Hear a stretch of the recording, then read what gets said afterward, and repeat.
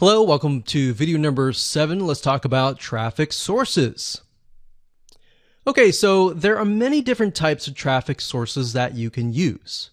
Some people will recommend Facebook ads, but to be honest, Facebook ads are actually one of the hardest routes that you can take because you are going to need to have complex funnels to convert your traffic. So in other words, think about it. People are on Facebook not to buy. They are on Facebook because they're trying to figure out what their friends are doing, right? Or they're trying to socialize. So with Facebook ads, you have to put them into a funnel. You have to bring them back to kind of your product or the niche that you're promoting and go from there. So you're going to need to have a little bit more complex funnel. So sometimes you'll need to send them to an article. From that article, you can retarget them and then blah, blah, blah. That sounds a little bit more complicated to a newbie. So that's why we're not going to use Facebook ads. Then you can have what we call pops or pop unders. And what these are, can you imagine, let's say, for example, that you go to a fun website and then you're going to have a bunch of websites that pop under, maybe in a different tab. Maybe if you're using a mobile device, it pops under. So the reason why these work still is because they're not intrusive. If they were pop-ups and they popped right on top of somebody's browser, then yes, those would be very annoying and very intrusive. And the reason why this works is because somebody is searching for something and it pops up and pops under. So a lot of times they won't even know it's there until they exit out of their current browser.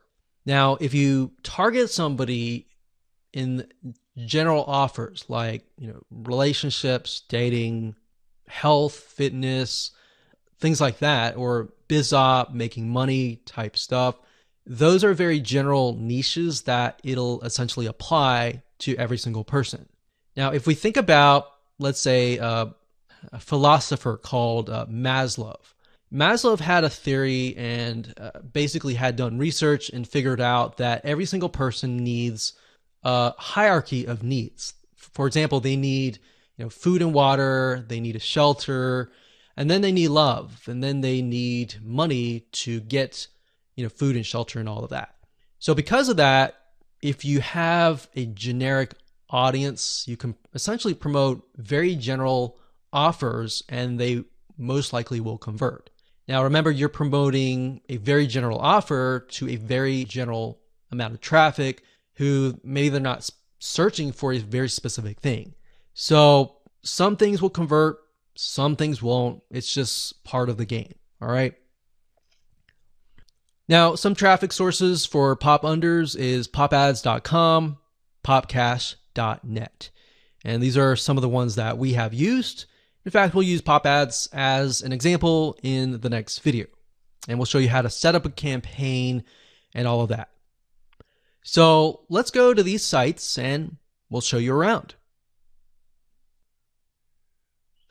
Okay, so popads.net, this is the first site, and I'm going to walk you through step by step on how to set up a campaign in pop ads. What's nice about pop ads and popcash, which is the website over here. So this is popcash.net, and this one is popads.net.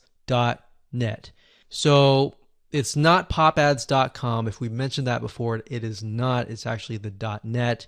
But anyways, what's nice about both of these sites is it doesn't require you to invest a lot of money. In fact, you can just deposit a very minimal amount of money. I believe pop ads is like, I can't remember, it's like 10 or something around that number. But a lot of bigger traffic networks require you to deposit things like $200 or sometimes $500 and all of that. So this is kind of newbie friendly, especially if you're on a budget kind of thing. All right, so pop ads also has the ability to get traffic from news sites, general news sites around the world, adult sites, as well as mainstream sites.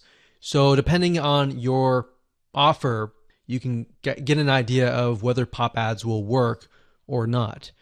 All right, so with that said, let's move on to the next video, and I'm going to walk you through step by step.